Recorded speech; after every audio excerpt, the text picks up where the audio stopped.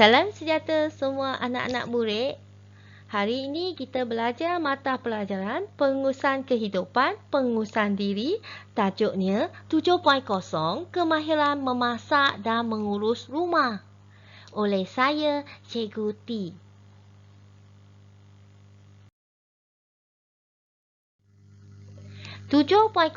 Kemahiran memasak dan mengurus rumah.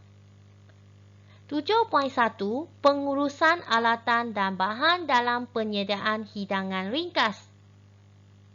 Pada akhir pelajaran, murid boleh 7.1.1 mengenal pasti alatan dan bahan memasak. 7.1.2 menggunakan alatan dan bahan memasak dengan cara yang betul. 7.1.3 menunjuk cara mencuci alatan memasak.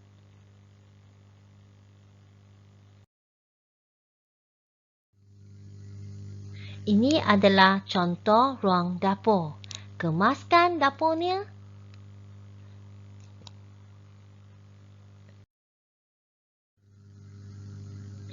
Okey, kita akan belajar beberapa alatan yang terlibat dalam aktiviti memasak. Cawan penyukat, fungsi, menyukat cecair atau bahan kering. Contoh, sukat air, susu, tepung.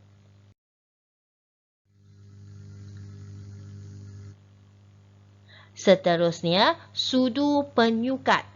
Fungsi menyukat cecair atau bahan kering yang kuantitinya sedikit.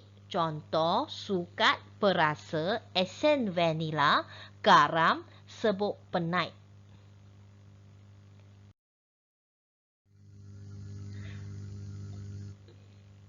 Penimbang. Fungsi menimbang bahan kering atau basah. Contoh, tepung mentega. Alatan yang seterusnya, jak penyukat. Fungsi menyukat cecair. Contoh, susu, air, santan.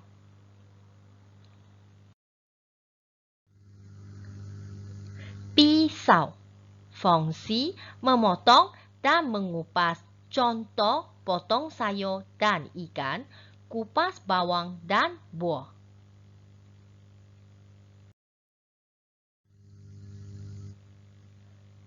Pisau pencincang. Fungsi memotong dan mencincang. Contoh, potong tulang lembu, kambing atau ayam atau cincang daging.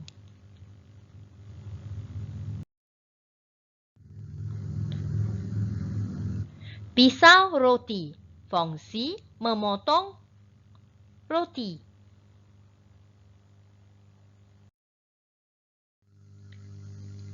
Papan randas. Fungsi alas memotong. Contoh, sayuran, buah dan daging.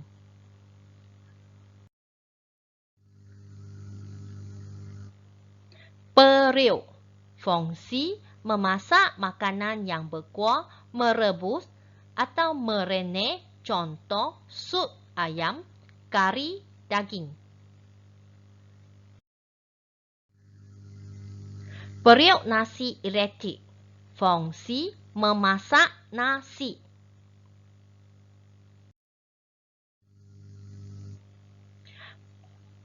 Pan penggoreng.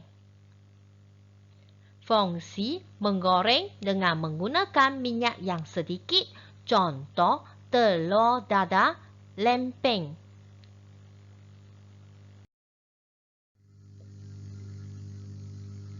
Pemarut. Fungsi memarut buah atau sayur. Contoh, kulit limau, lobak merah.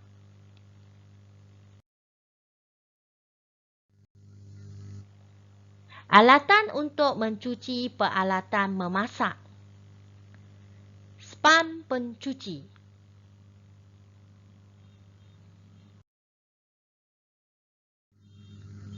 Alatan untuk mencuci peralatan memasak. Dawai pencuci.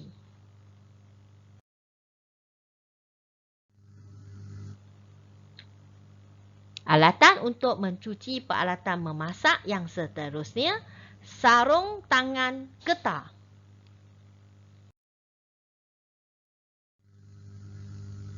Alatan untuk mencuci peralatan memasak, kain pengelap.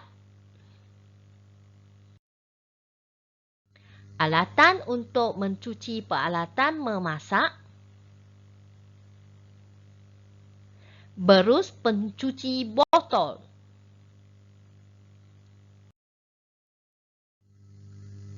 Cara-cara mencuci peralatan memasak. Pertama, sediakan bekas cecair pencuci dan span pencuci.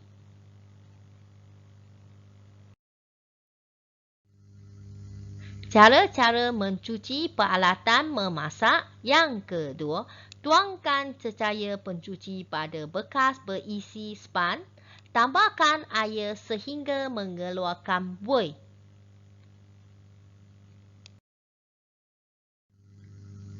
Cara-cara mencuci peralatan memasak. Yang ketiga, bersihkan peralatan memasak menggunakan span.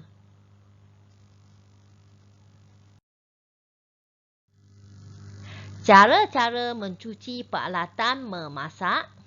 Yang keempat, bilaskan peralatan memasak dengan air sehingga bersih.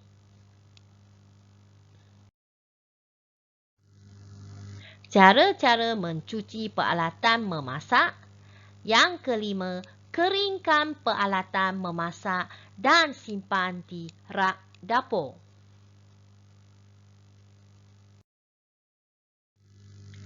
Contoh tempat menyimpan bahan dan alatan masakan.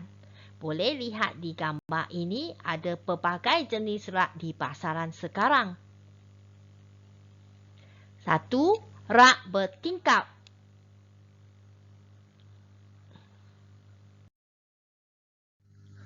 Contoh tempat menyimpan bahan dan alatan masakan. Yang kedua, rak bergantung. Contoh ada di gambar ini ada berbagai jenis kan.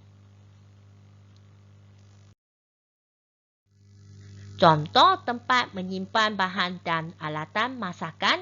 Yang ketiga, kabinet. Contoh dia ada di gambar slide ini.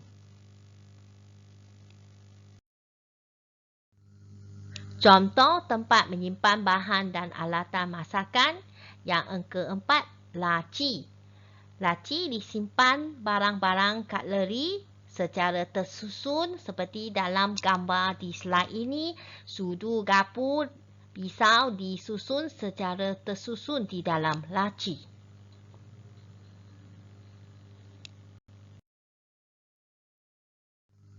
Menyediakan hidangan ringkas.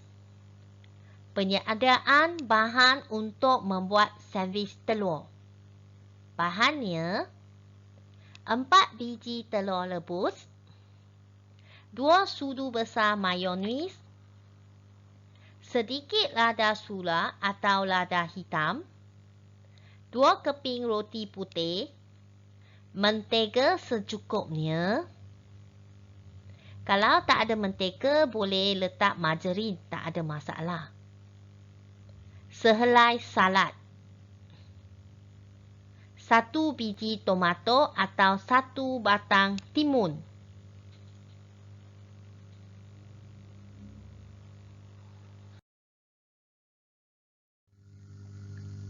Menyediakan hidangan ringkas.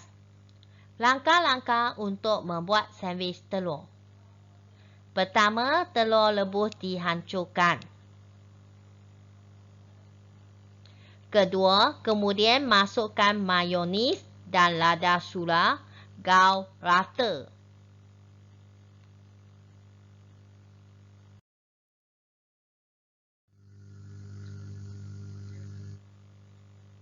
Ketiga, untuk roti, sapukan butter ke atas roti atau mentega ke atas roti. Keempat, kemudian letakkan adunan telur tadi ke atas roti secukupnya dan ratakan.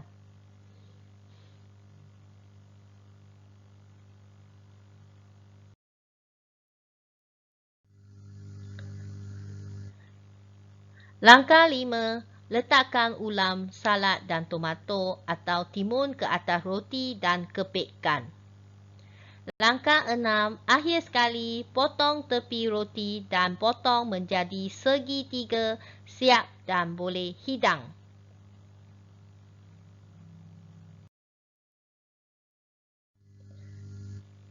Hidangan sandwich telur. Ini adalah contoh sandwich telur yang telah siap.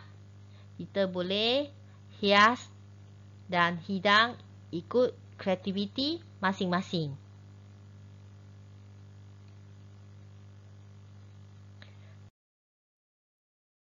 Selamat belajar untuk tajuk pelajaran hari ini. Jumpa lagi anak-anak murid di sesi akan datang. Sekian, terima kasih.